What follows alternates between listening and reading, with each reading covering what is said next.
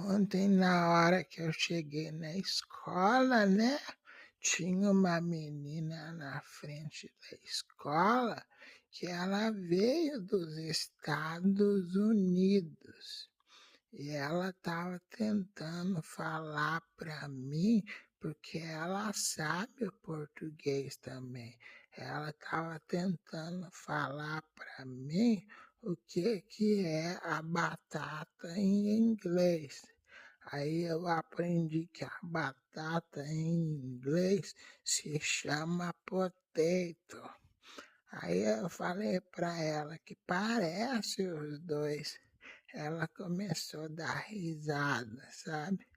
Dizia que um amigo dela, que falava saber inglês, não sabia dessas coisas básicas, sabe? E eu finalmente aprendi.